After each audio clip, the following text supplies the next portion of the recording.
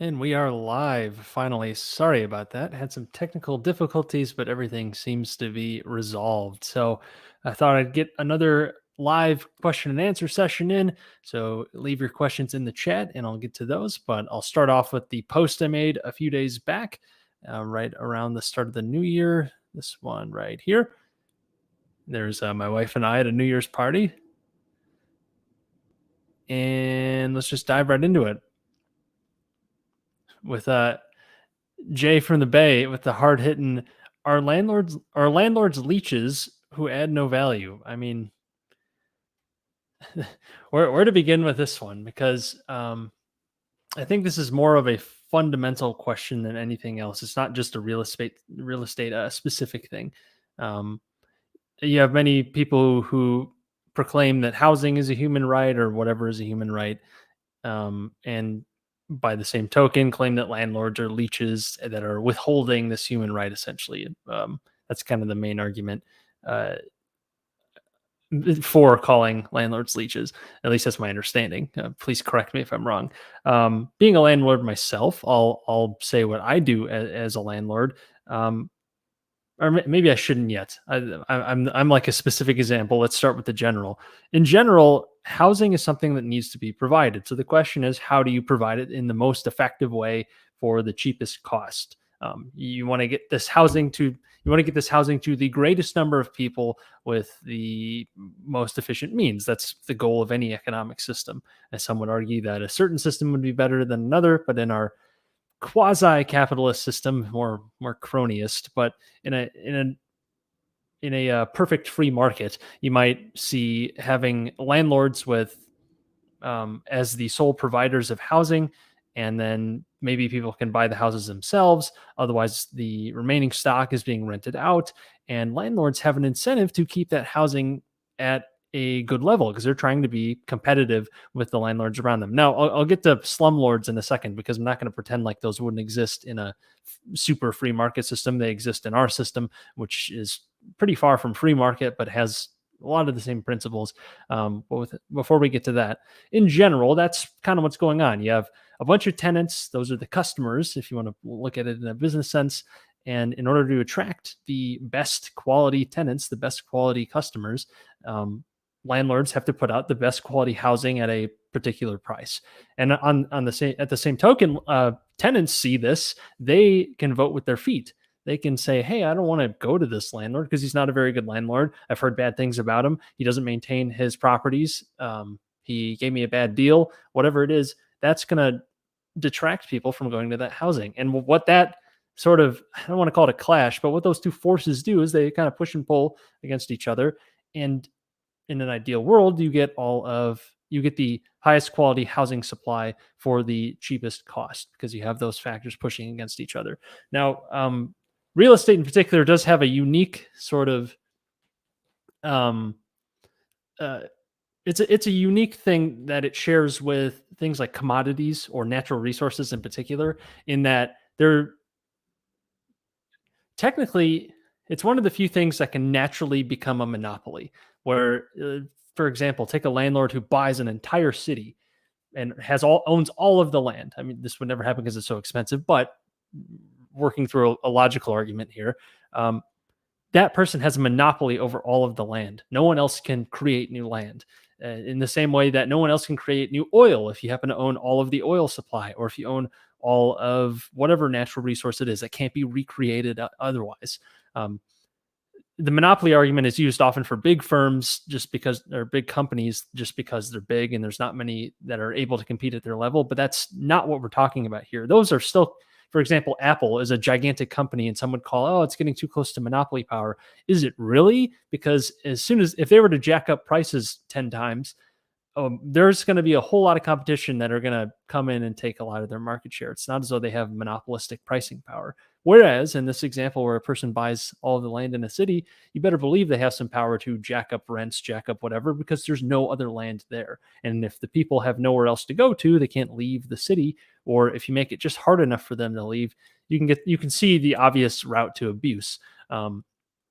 But that is very hard to do. But it is something to note with real estate, in that that can happen, and it has happened in smaller settings before. For example, in Hawaii, forget what decade it was, but it was in the 20th century, so relatively recently. A few landowners owned like almost all of the land in the Hawaiian Islands, and uh, it actually went up to the Supreme Court to try and figure out, can the state use eminent domain, where they basically take the land from the people and then pay them just compensation as the Constitution allows for it.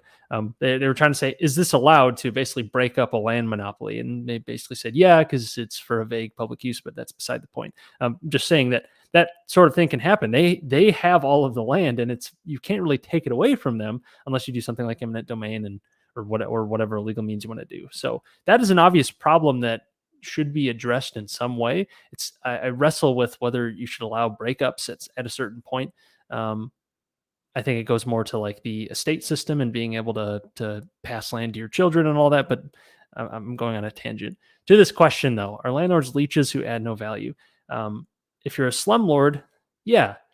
But the thing that's great about a capitalist system when run properly is that bad business, the greatest cure to bad business is bad business, in the same way that the greatest cure to high prices are high prices, to an extent. In that if you're a landlord who's doing a bad job, you're going to suffer the consequences. You're not going to get as much money. Um, you are not going to get top dollar for your property. People are not going to like you. So you just hit all of these negatives that people are very much not incentivized to behave that way, to be bad landlords. Now, in some cases, mainly when there's abusive laws, or where maybe someone has an in with the municipality that dictates when people can be evicted and whatnot, that's when it can be a serious problem. Um, where maybe a tenant doesn't have recourse, but they should have recourse against the landlord's abuses, or the landlord is just allowed to keep doing these things that are clearly violating a lease, for example. Because ultimately, that's really what a lot of real estate is. It's contracts between parties. It's a contract between a landlord and a tenant, a buyer and a seller, and you got to honor that contract. And if you're able to just violate the contract because maybe the sheriff in the town is useless, or somehow the penalty system in a town for doing actual bad things and violating leases is not good. If you don't have those solid institutions, you get into serious trouble. That's not really the case in the U.S. most of the time, but there are instances of abuse. So that's a pretty long way to answer. Generally, no. However, there are some counterexamples, I'd say, with the slumlord crowd. But generally, those people don't have thriving big careers as slumlords, because you can't scale that way. And if you're really trying to make a lot of money, being a slumlord isn't going to work well. And that's not to say that it's not to say that they're not a problem, but in many ways, that sort of business practice is self-defeating. So as a landlord myself, I try to do the best to maintain the housing that I have in the best way at the best cost, essentially, and trying to keep the housing at an affordable rate, because I have competition. I have other people going for the same pool of tenants. So I have to be careful not to, one, overspend, but also definitely don't want to underspend and make tenants unhappy. I'm certainly not going to abuse my tenant, or somehow do weird legal gymnastics to try and get them in trouble, and just to do what, squeeze an extra $50 out of them. That's exactly, I think that's the narrative that's often pushed, but it's super rare that that really happens. When it does happen, it gets plastered all over the media, and then everyone thinks that every landlord is that way, and that's unfortunate. You could say that about a lot of things, a lot of business practices. As soon as it's kind of like one person does something bad, and then it ruins the reputation of the whole lot. You got to be careful with that. Look at things with a grain of salt. It's not as though they're not bad, but don't mistake the tree for the forest, I suppose. We should address these things, and we should make sure that they don't happen as much as we can. But ultimately, it's humans, and we humans are emotional many times. So you're going to run into mistakes in just about anything, whether it be landlording, whether it be running a business, whether it be just running through everyday life. So that's my answer to that one. I actually would like to have a conversation with someone who's on the other side of this, someone who believes the landlords really are all leeches, more of a fundamentals argument. And I'd say it'd probably be more of a capitalism versus communism, or state control of something, public control of something. I'd love to have a conversation, a debate, if you will, about it. So if anyone is up for that, if you happen to be tuning in, I'm not sure how many folks in my audience are that way, but if you are, I'd very much like to have that sort of discussion. If you're willing to record it with me and we can make it into a video, that'd be great to have a nice discourse going. So if you're interested in that, please let me know if you happen to be over on that side. Um, because every system has its flaws. There's no perfect system. Some would argue in favor of a more capitalist system. I certainly would. Some would argue for a much more state-controlled, centralized system. Um, they have each side has its benefits, and the question is which one is the best with the best outcomes that we actually want to see versus the costs. Everything has a cost. Every system has a cost. Um, so yeah, that's what I'd say there. Okay, good question, Jason. There's a couple more questions in here, but let's get into the chat real quick. Jamie says leeches are cute. I would highly disagree. Rico, do you follow Jason Oppenheim? He did an interview with Graham and Jack over at that was on the Iced Coffee podcast. Very good podcast. I enjoy it. I remember he mentioned something about buying trailer park lots. So I guess you want my thoughts on trailer park lots. That's I don't know a ton about the business. I know the basics. That seems to be where a lot of institutional money is just starting to flow into because it's kind of one of these every few years there's always a bunch of money swimming around. And it's trying to find the best place, and someone will get a bright idea about a particular sector. Maybe it's multifamily, for example, back in 2010. Hey, look at all the yield you can get on multifamily. It's great. Look at all this appreciation we're getting. Look at all the value we're driving. So all this money just floods towards multifamily or whatever sector it is. Then prices get bid up on those assets, and all of a sudden they're not that attractive anymore. Then people are looking for the next thing. So you might have some smaller entrepreneurs who get turned on to self storage. That was another one that really has started to blow up. Whereas it was before very disjointed, a lot of mom and pop landlords, as they're called, not many institutional buyers in that space. Now all of a sudden you have giant funds that just buy self storage space. Same sort of phenomena as you have. Someone gets a bright idea, they make a lot of money on it. Maybe they start a little fund that starts getting more attention, and it just grows from there. And then you get big funds coming into the play. I think the same thing is starting to happen with mobile homes, where it's been a relatively disjointed market where you don't have a lot of big institutional capital until very recently going into it, seeing the yields you can get on it. So I think you'll see the same sort of thing happen. And then who knows what the next one will be after that? Maybe it's maybe it's digital real estate there. Digital real estate, more like just digital estate. But anyways, I rest that. But as for trailer parks themselves, it's a slightly different game, at least as I understand it, because you're typically buying the land, and then your tenant essentially owns their mobile home. So that's like personal property in some cases, though sometimes it's anchored down into the land, and that's where you get into some weird ethical questions where, okay, the person has now moved, basically attached their property to yours, so you have some serious leverage now that you didn't necessarily have before. So there's some questions there that I'm not fully understanding of, but otherwise the business model seems kind like relatively simple. There are just some nuances with it that make it a little weird, like the thing I just mentioned, how you don't really own the mobile home in many cases. In some cases you do. So it depends on how you want to run that operation. There's other unique issues, like with sewage systems, I understand, are kind of unique with certain mobile home parks. Management had to this whole disjointed thing, being a lot of mom and pop landlords. There aren't necessarily standardized management practices. So getting those up to whatever the new standard is, that's another area for value add. But it's definitely interesting. I know Sam Zell was getting into that a while back, and still is, if I understand correctly. But it's not something that I've specifically looked into because I actually don't have an answer why. I just haven't really bothered. I haven't been too interested in it. And I found a couple deals in my own wheelhouse so far with a couple single family homes, or really three single family homes, if you will, one in Indianapolis, and then the condo, and then the townhome here in Chicago that are my primary residences. So, but as I get more money and bring more money to invest in, I'm gonna have to put it somewhere, and maybe it'll find its way into a mobile home park deal. So that's what I'll say there. Good topic, good question, Enrico, and thanks for your consistent support. You've been on a few of these. Julius Caesar is in the house, and he says that there's 0% chance that a commie is watching me. There's a slight chance.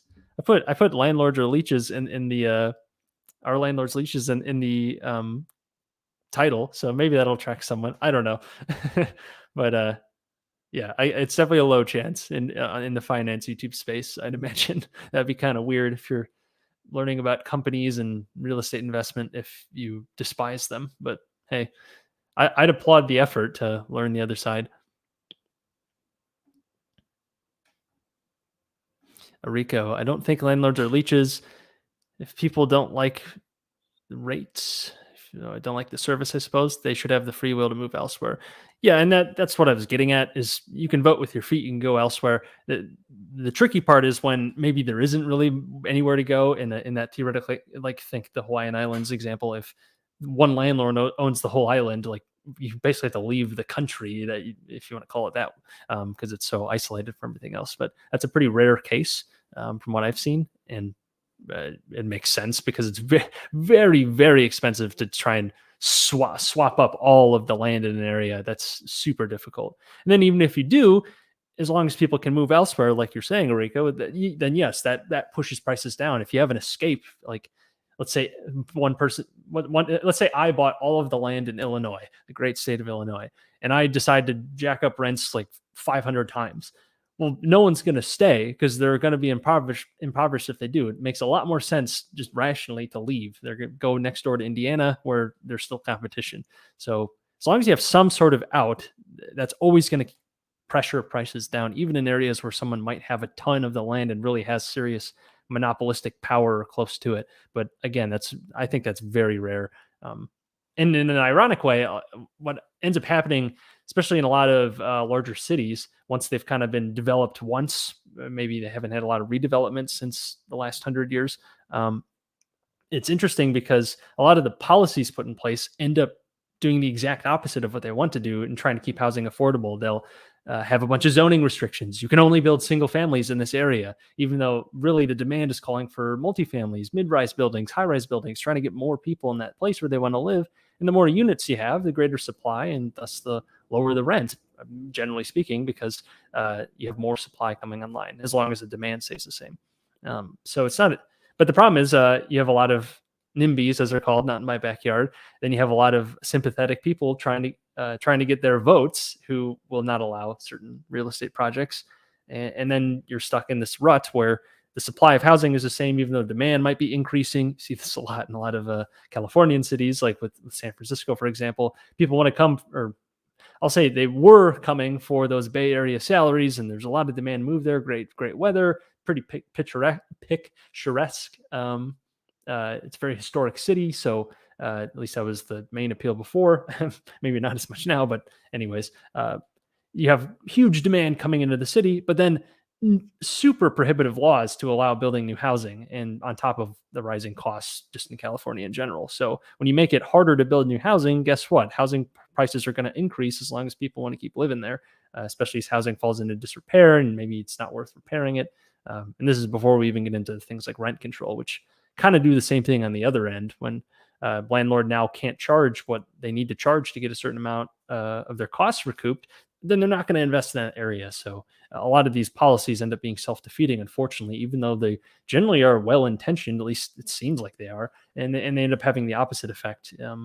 And I don't think a lot of people realize that because maybe they've never been on the other side as a landlord, or maybe they just don't care. So uh, there are some interesting discussions around all this sort of stuff. Ooh, I'll play. How many landlords does it take to screw in a light bulb? They'd probably hire someone to do it, but I have no idea.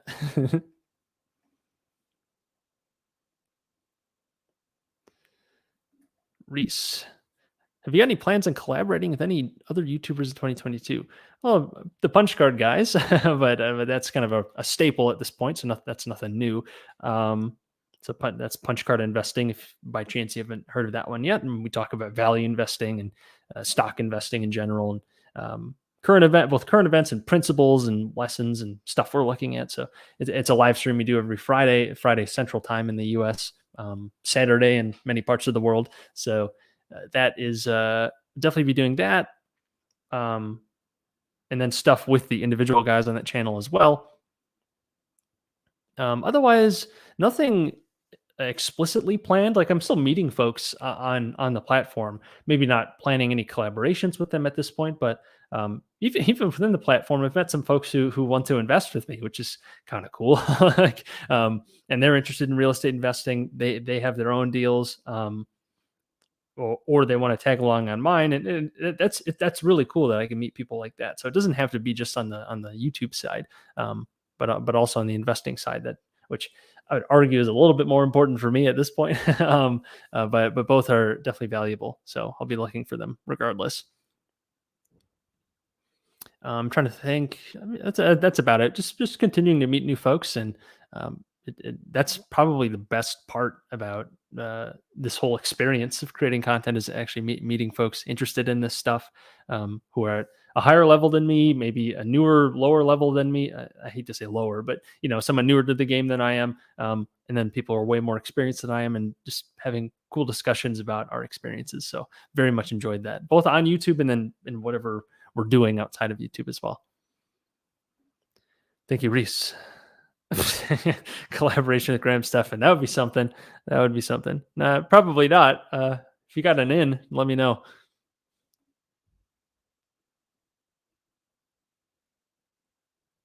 Rico says the housing price is crazy. Northern Virginia, 800,000 for a townhouse. That's fun stuff. A lot of demand for some of these lower tax states. So is Virginia that much lower?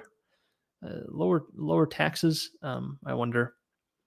Northern Virginia would be in the DC area, so I wonder if you have a lot of restrictive housing laws. I'm not too familiar with the area, so.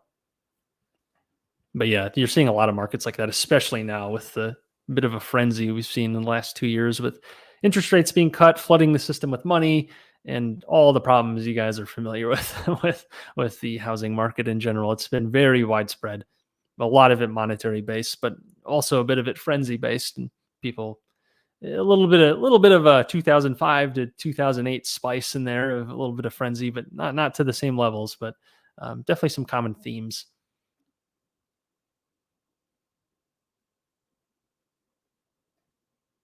Let me get back to the post. Any questions in here? Texas, Happy New Year. Thank you. All right, Pete says, Happy New Year. Curious to hear your take on here. That's Turtle Beach stock dilution. Looks like partly due to outstanding warrants, but would appreciate your take. For those of you who don't know what dilution is, that refers to when a company will issue new shares essentially dilute the existing shareholders. You now have a lesser share in the business, even though you have the same amount of shares as before, but because there are more shares swimming around in general, not just yours, you now have a lesser share in the business. It's very much like inflation with the US dollar, where say the government or the Federal Reserve prints a bunch of new money and everything else remains the same. Well, now there's more money swimming around, so every single dollar is worth less. So it's very similar when it comes to stock dilution. It's basically inflation of shares. And Turtle Beach has had quite a bit of it over the last few years, especially not so much in the last year, thankfully, but definitely over the last few.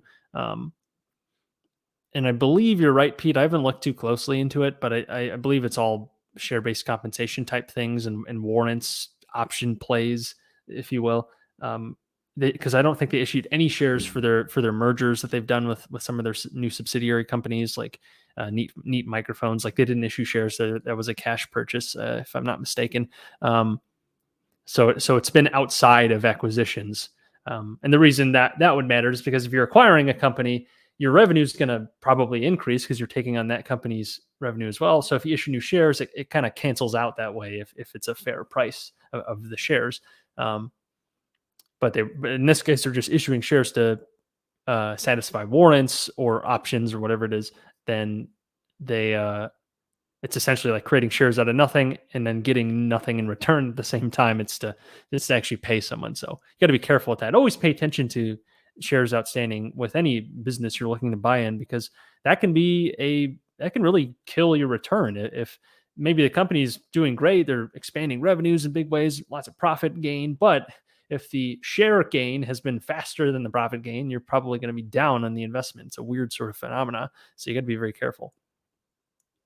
Kind of like having a, it's like if you have a savings account giving you a 2%, oh, let's make it more realistic, giving you a 0.5% yield, a 0.5% interest rate, yet inflation is 5%. Yeah, great. You made 0.5% on your money in the savings account, but you lost it in purchasing power. So you really have a negative real return. It's very similar to that.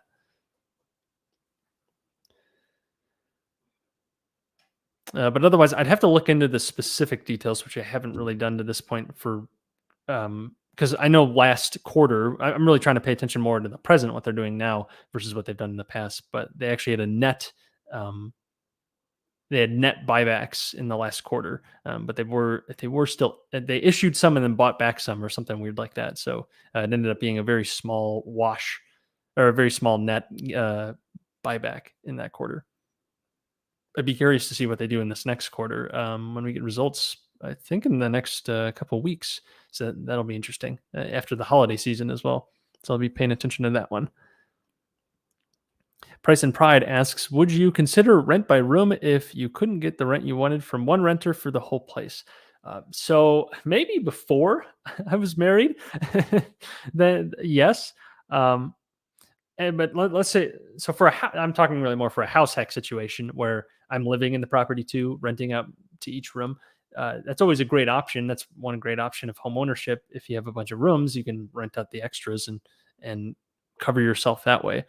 Um, so I definitely considered it at one point when I was living alone for a year while my wife was finishing school. I had one roommate at that time, and then we had one roommate for the first year that we were living together, or really more first year and a half or so. And now we don't have a roommate, and we've moved on from house hacking, but it's always in our back pocket. We can do it if we need it.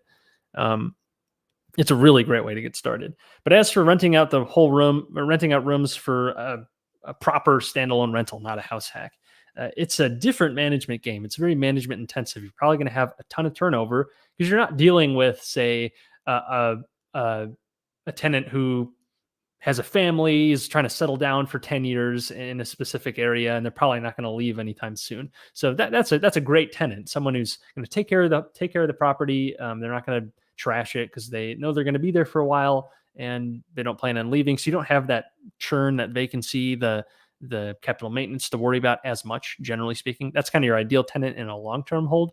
But with rooms, highly unlikely you're having someone stay there for more than a year or two, which isn't necessarily a problem, but in some cases it might be a couple months. So you got to be really churning through stuff. You're probably going to have a very active management role, even if you have a manager, unless you have a really, really good system. So don't realize that it can be pretty difficult. And the real difficulty comes with the fact that you have multiple people from different backgrounds now interacting with each other on a daily basis in a very, what's the word, intimate place that is their home. So if they have problems, they can't escape them. So you got to really be able to put out fires quickly, or have a manager who can. And it's a very different game than renting out a single family home, or even renting out an apartment complex where everyone has their own space. In this case, you have rooms, probably some shared common areas, and that can get dicey pretty quickly. So you have to be ready to put out those fires. I'll put a shout out for Spencer Cornelia. If you by chance haven't heard of him, he's his YouTube channel has grown a ton. He's got a few hundred thousand subscribers at this point, but he has a lot of good house hacking content, or at least a few episodes, because he does that. He rents out by the room and has a few houses where he does that. And he's talked about, he's kind of a no BS guy. He has very strict ground rules, and he had some pretty good pointers on like what to expect and kind of how he runs things. So I'd recommend that for some insight on room by room management. And it could be a good strategy for something like an Airbnb strategy. Maybe not, if you wouldn't want common areas shared between vacationing tenants, probably. But I don't know. It depends on the area, I suppose. It's definitely a viable strategy for bumping up rents, but at the same time, you're bumping up your work because you have a lot more to manage at that point because you have more people, more turnover, uh, and probably a lot more drama. So you got to be careful with all that. Um, but a good question nonetheless. And then one more here on the post. GC asks, "How do you find your passion in order to pursue a career you enjoy?" GC, I understand you're in high school at this point. Um, you've been very active on the channel, so I appreciate that. Um, how to find your passion? It's I don't want to say something super simple like, oh, find what do you enjoy doing now? Because I mean, in high school, I'm thinking of myself. I liked a few things. I liked to play. I like to play games. I liked baseball. I liked history. Does that really point towards a specific career? I wasn't an MLB athlete by any means, so um, I knew it was going to be something towards the history route. And I thought, what's kind of related to history? Well, law is, so I'll go ahead and use that. I'll start with that. I'll study law. So I went on kind of the law track, and during college, I discovered real estate, and I was like, "Oh, this is pretty cool." In real estate investing in particular, and then I thought, okay, I really want to make this a big focus. Real estate investing. How do I have a career that focuses on that sort of thing, or that could help me one way or another? So, like, that's one great thing about working in real estate law now is that my job actually benefits me in my outside of my job with real estate investing because I see different complicated sorts of strategies and structures, and also I'm just kind of desensitized to huge deals now. So it's like the idea of raising money is becoming less and less intimidating. The idea of going for big deals is less intimidating. Not that it's any less risky, but getting over the mental hurdles is probably the hardest part of anything. Um, but at the same time, now while I'm working on my own investments, that helps me for my job and being a better attorney and having kind of that business savvy that a lot of attorneys might not have, at least when they're starting out and haven't worked on a bunch of deals. So that's one advantage to that. But I'd say if you're looking to find a passion, like you don't have one already, uh, a reading definitely helps a lot. That's how I came across real estate investing. I was looking for an answer on how do rich people really get rich. I doubt it's by just working a W 2 job and that's it, because the most you can make in a astounding W 2 job would be probably a few hundred thousand, maybe $1 million, but that's not Warren Buffett level where he's a mega billionaire. So how did he get there? He invested. Some people did real estate investing, some did stocks, some did a combination, many built their own business. So kind of learning about that. And I wouldn't have learned that as quickly if I had not found some books on those things, because I was interested in learning how they got there. So I'd say ask questions. Maybe you see someone you admire, go pick up their biography if they happen to be a more of a public figure. Figure out how they got there. Look for the flaws and the strengths and in their lifestyle that you might appreciate or might not. And that's really the best way to learn. Just kind of see what other people are doing, and maybe not even at a great person level, but maybe you have some friends or family who maybe aren't billionaires, but you see that they're happy in their career, or they're making a big impact in their community or whatever. Ask them about what they do, if you seem to like it, or if they seem to like it, and maybe they'll tell you, no, steer clear, this is actually terrible, I'm just putting on a facade. And then just reach out to those people who you think they have a life that you'd be interested in. Maybe you wouldn't go for it right away, you could always change your mind, but that's probably where I'd start if I was back in high school.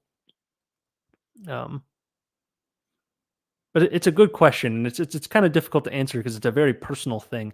But the more you can kind of just expose yourself to different career paths, to different ideas, to different whatever, that's how you discover your interests. You just have to be exposed to these things.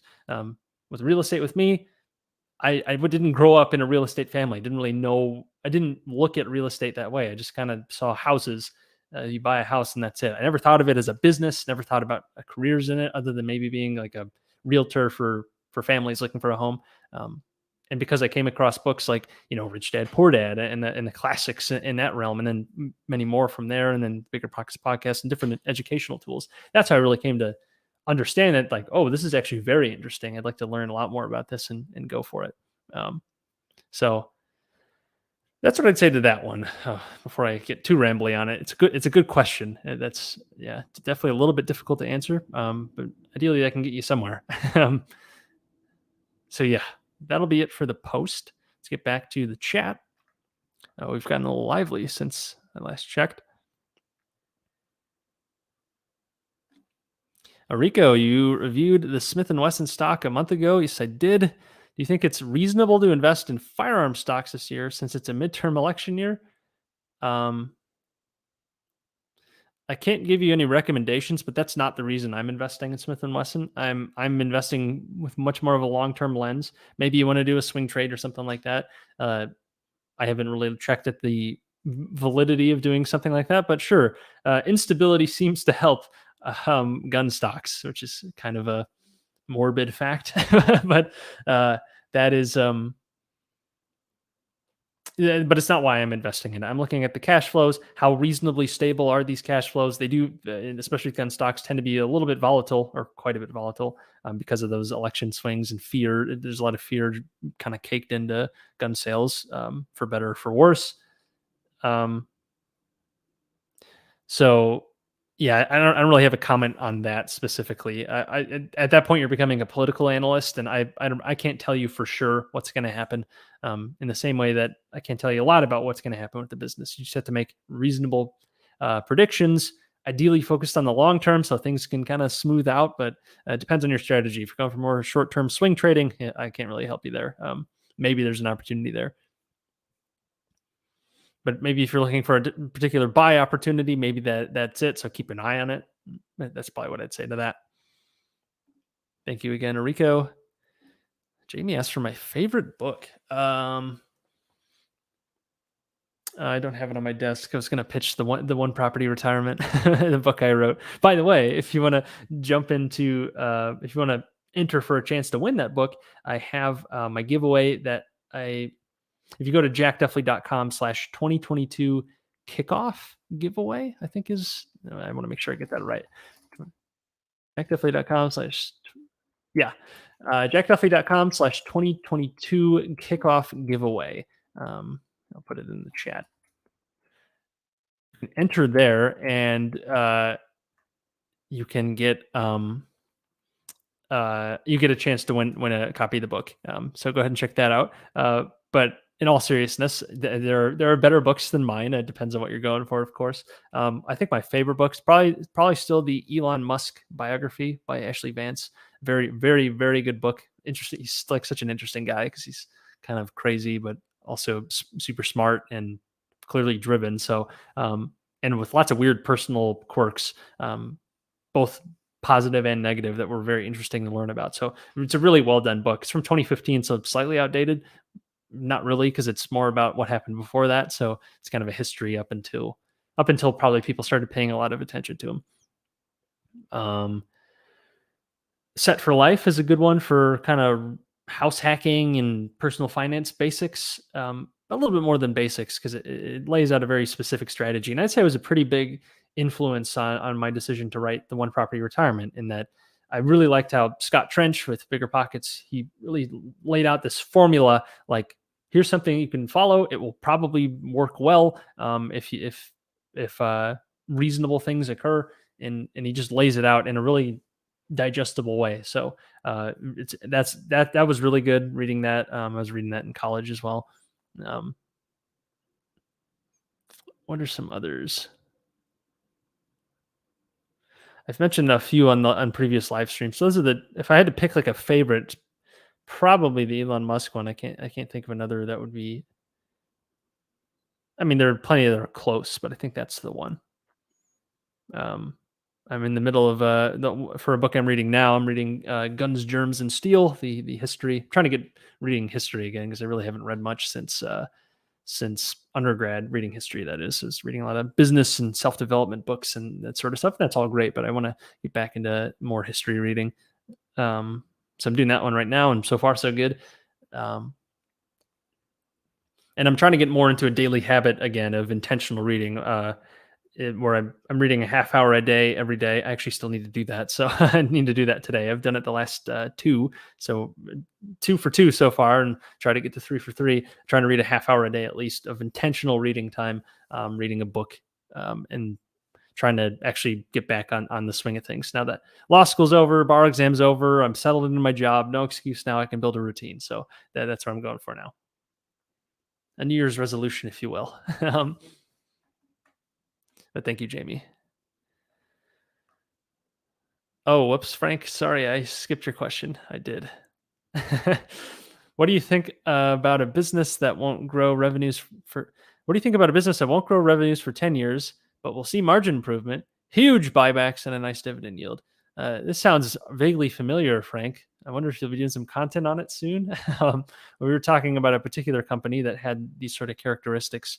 Um, I haven't done much research into it, but I if the revenues are stable in that situation, I think that's fine. If they're shrinking, I'd be a little bit more concerned because I don't think you're going to get much multiple expansion from there, which is what you're probably relying on in a big way in this case.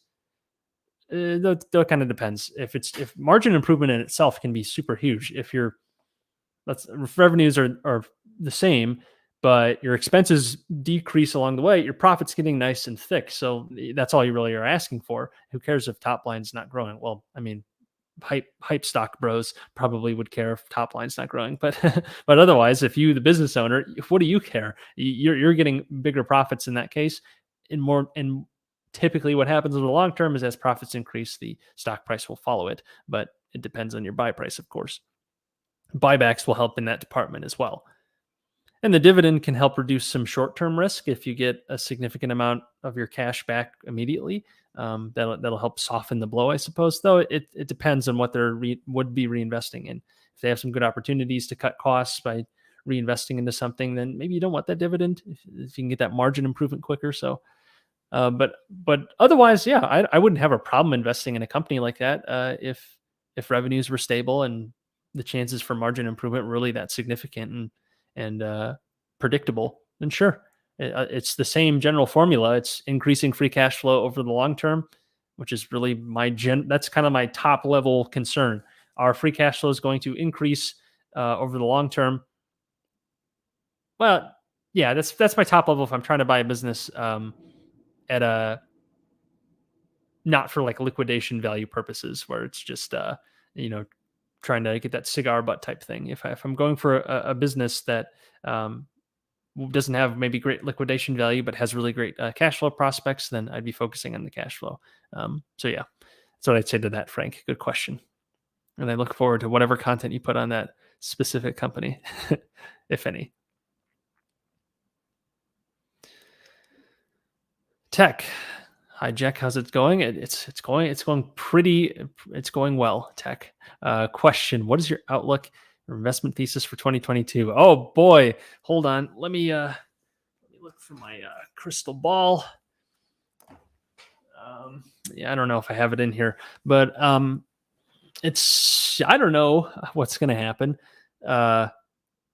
Year to year is just so hard to predict. I can say with confidence that the US dollar is going to crash at some point, but that could be 20 years from now. It could be 50 years from now. I could be dead. But I'm very confident given like what's happened in history that the US dollar will eventually crash, whether that be through an inflationary run up, a deflationary run down, or a combination of both, which might be the most likely of those three outcomes. It's I can't give you a specific time on it because ultimately people are very irrational and think, and as Buffett likes to say, the market can stay irrational for longer than you can stay solvent. It's very similar to that when it comes to monetary and fiscal policy, because ultimately our economy is almost completely, not completely, but largely driven by monetary policy and fiscal policy, so government spending. If for example, if the Fed were to completely stop QE to start actually selling treasuries back onto the open market, that would cause chaos right now because the economy is completely driven by the financial markets at this point, not the other way around. You'd normally like to see an economy that's driving the financial markets, but that is not what we have, and we haven't had that for a very long time. So it largely depends on what the people in charge do, sadly, and that's very hard to predict because they're going off of whatever their voters want. And even if that wasn't the case, it still would be hard to predict because who's the underlying market? It's people, and people are emotional, and that causes big swings. And you might have the random black swan event come in, like like the virus we've dealt with for the last however many years. And it's, you never know when things like that will happen. And then people's response to that thing is arguably more important. So the response we've had to the pandemic has been enormous, and that's caused plenty of different trickle down effects. Like I was saying earlier, every system has a cost. Sure, you might have a specific benefit, but you got to look at the cost too. And the actions we've done to try and um, mitigate the pandemic have had significant costs, which shouldn't be a surprise.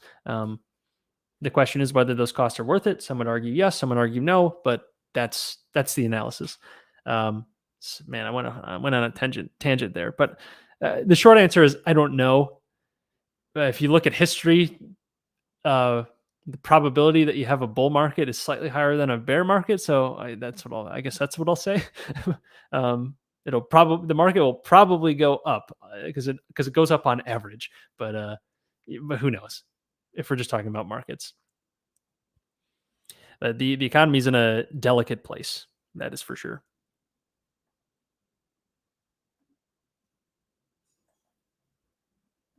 Roblox and more says I canceled my real estate agent and just found out that he listed it and gave it a zoning of open space. So unbuildable. So it's zoned ag. I'm not really sure if I understand what you're saying. You listed a property and then, oh, like he mislisted it. It's whatever open space is. Um, but it's actually zoned residential agriculture. But it's actually agricultural land. I see. Um, any tips for selling for sale by owner? I don't know what your market is, but if you're trying to sell by owner, you definitely can. But look, definitely like throw a few $100s at getting good pictures, like hiring a professional if you're not one yourself. That'll make a huge difference on the listing. Posting it to as many places as you can.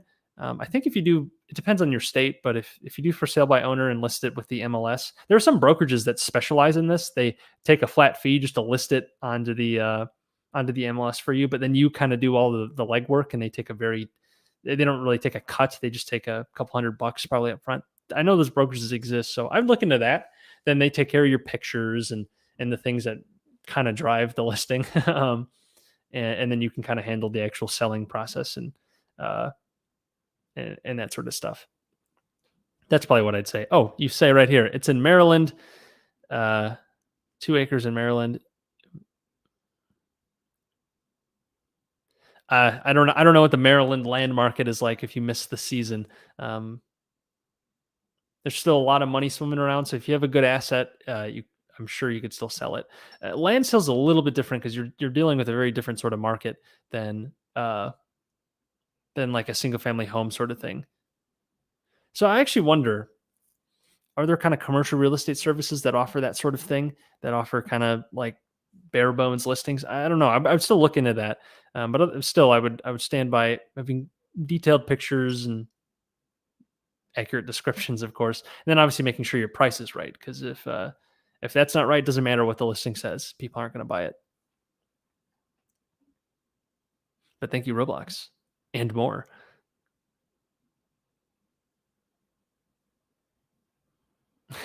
What GPU do you have? I have two. One's old. I actually don't even know what it is. I ripped it off of an old computer that my brother had that he was getting rid of. And then my main one is a 1060, um, which I bought. When was that? Was that January 2020? I think so. Or yeah, it would have been January 2020. It was around bar exam time. I beefed up my computer and got um, what is it, a Ryzen 9, or I got a nice processor and then a 1060 GPU. So, and that was at highly inflated prices, but I don't even know what they're at now. Probably a lot higher because I don't think Bitcoin's at a different price than it was then. I think it's actually pretty close, but I don't know. I forget the exact spot price of Bitcoin at that point. But yeah, man, the GPU market is disgusting. Oh, and hi, Christian. I meant to say hi. Stocks and cryptos are down. Can the devs do something? Yeah, really. Ooh, Frank says content and likely a buy coming soon. This might be my. I've been thinking, Frank, that you might be a kind of guy I start cloning. I don't know, but I like the thought process on that one a lot. So I'm excited to see what you have to say about it in more detail than what we've already talked about. But um, go check out Frank's channel if you haven't already. He's got a lot of great value investing content.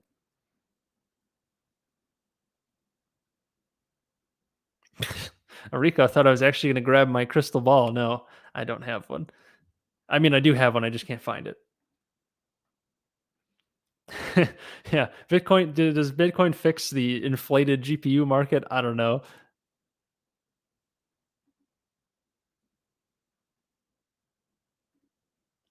Roblox, thank you for answering. Appreciate your honesty. This was about the land question. Yes, land is a different ballgame, and finding agents are difficult to say the least. Thank you for subbing. I appreciate it. I'm not too familiar with the brokerage game for land sales. I've never really gotten into it. Haven't had any transactions lately, um, or not lately ever that were specifically just land. They've all had some sort of property on them, and but yeah, I don't know. Are there there's probably agents who specialize in land, but that's a pretty niche area. Because yeah, it'd be so much of a zoning issue, and that'd be strange that they'd mislist it like that for months. Anyways, best of luck with that, and let's get that thing sold soon. Oh, Christian, new credit card video soon. You must have seen my tweets. Go follow me on Twitter if you guys haven't already. It's part of the giveaway as well. If you sub to me on Twitter, you get an extra entry into the giveaway. JackDuffley.com/2022 kickoff giveaway. Kickoff like a football kickoff, and then giveaway. But I just applied for a new credit card yesterday. It's the Fidelity Visa Signature or something like that, and it's 2% cash back on everything, which is pretty good. And it's a $200 intro bonus offer for spending $1,000. So a nice little 20% ROI on my spend, if you will. So that'll be easy money if you spend it in the first 90 days. I think it's an exclusive offer since I have a Fidelity account and I actually got a mailer for it. I don't know how easy it is to get, but I had like a specific code for it. So I did that one, and I have a few on my list. I closed it out, but I think U.S. Bank has an interesting 5% back on a few categories card, so I might add that, and they have an intro offer as well. I think I'm going more for cash right now than travel reward points because I already have a bunch that I need to use from the Chase Sapphire Preferred that I got this fall. I'll be using that most likely in August or September of this year. So I don't really need any points for a little bit. Though I will be taking actually maybe I could use some more points. I'll be taking a trip to England most likely in the summer with my dad. So be paying for those with points of some sort. And I think I have enough to do both trips. One with my wife in August or September, and then one with my dad in June. Or is it June? It's May or June, something like that. But yeah, I plan on getting. My goal is to get 6 new credit cards this year, and I'll try to spread it out a bit. So I'm trying to keep my average length of credit history over 2 years. Right now, it's at 2.3 or so. Once my new Fidelity card comes in, and I'll probably do something like it. Probably every month, or no, I wouldn't be able to do every month. I think that would pull my average down a little too quickly. But either way, well, I should be able to get 6 new cards this year, and I'll try to focus on no annual fee cards so I can just kind of hold them forever. Just have like one little purchase on them every month or every quarter, so that they are maintained and stay open. And then my credit score should become an immovable fortress at that point because I'll just have all these cards kind of having that runaway length of credit history effect, and I'll have also a pretty large credit limit as well. It's kind of cool because every card I apply for now, I get like an extra $15,000 to $20,000 in credit line, and that's a big deal. Like you could do a lot with that. Not that I'm planning on it, but if it ever came down to it, maybe I take advantage of like a 0% balance transfer thing. All of a sudden, I have like a 0% loan. I pay a little fee on it, and then I can do something with my business in it. Like maybe it's useful for a real estate deal. It's just a nice little safety net, if you will, an expensive safety net, but certainly doesn't hurt.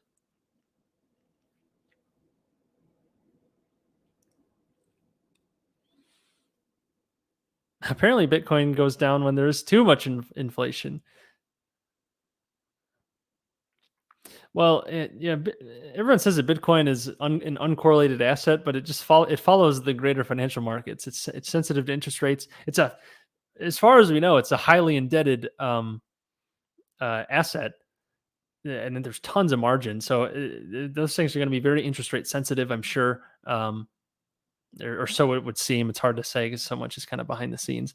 Uh, but yeah, people put a lot of faith in Bitcoin to do a lot of things, and they should be careful.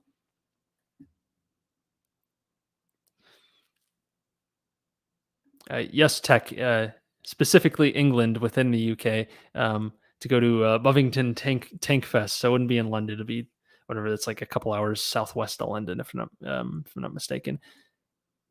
If you visit if you visit London, oh, if I am, I'll visit London. Although I will say I have been to London once. The weather is terrible. Though when we were there, it was actually quite nice. Only one dreary day of the. I think I was there for 3 days. It was in high school. We took a brief European trip, and that's been my only trip to Europe. And that was with my family, and that was really cool. Being a history guy myself, seeing buildings older than the country that I live in is kind of cool. So. That was pretty. It was a cool experience. So I'm sure we'll stop by London at least for a day when we're doing that trip out to Tank Fest, and another history nerd sort of thing, where they drive around old historical tanks and all that stuff. Oh, credit card master himself, Casey Burns, is in the house. 2.65% back on everything from Bank of America Unlimited. Is that right? Oh, if you hold 100,000 with Merrill Edge, that is pretty nice. Um, because I have that. I think I have that card. Is that? It's not the cash rewards card. That's like the separate card. I have one of the Bank of America cards. I think it's the cash rewards card. It's like 1.5% on everything, and then 5% on or 3% on one category. And I use that for I think online shopping or something like that. But that's an interesting one. I don't know if I'd want to do that. I probably wouldn't be in a position to do it right now because I need more assets to throw around. But yeah, maybe in a year's time, that could be a nice little move. Casey's got the moves when it comes to when it comes to credit cards.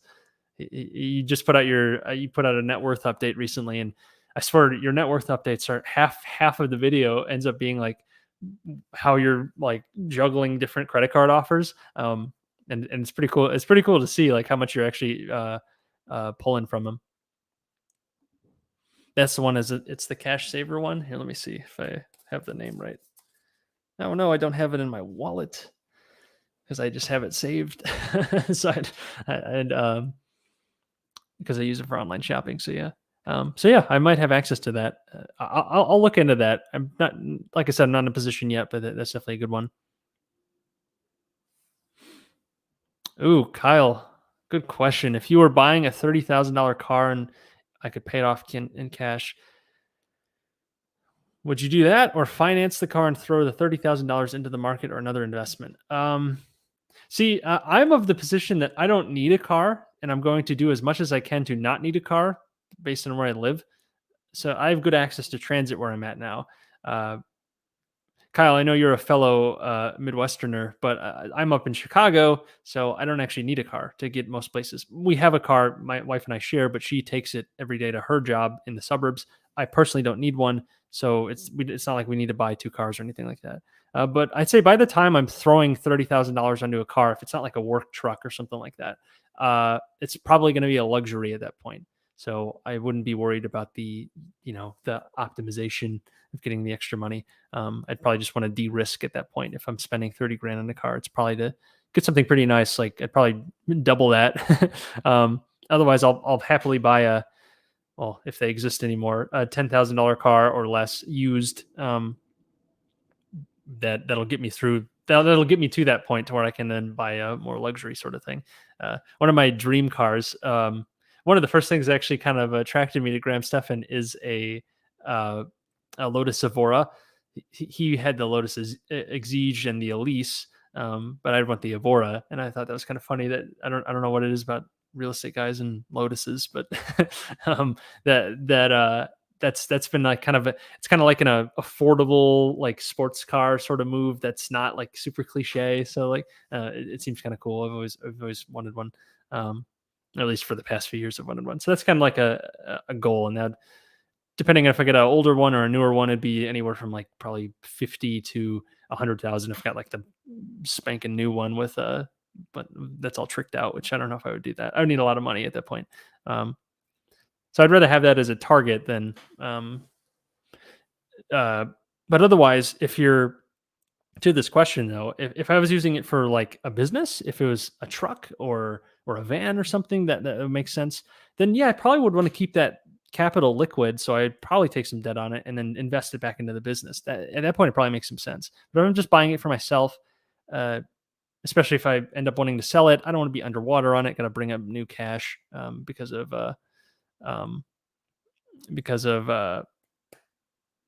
um, depreciation. That's the word. I would be pretty careful with that with over leveraging. So that's a pretty long-winded answer to that one.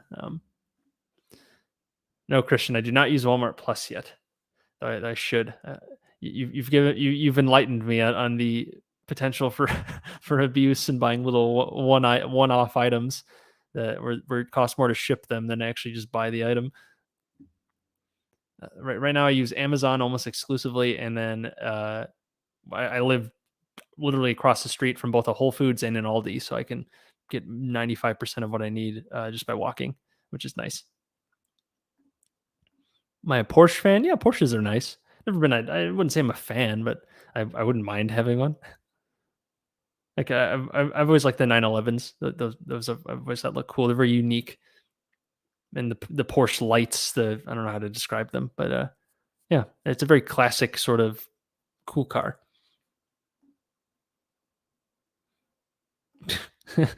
Mrs. Duffley says dinner's ready. I better get down soon. So all right, we'll make this the last question. Kyle asks, "What's for dinner?" It smells good.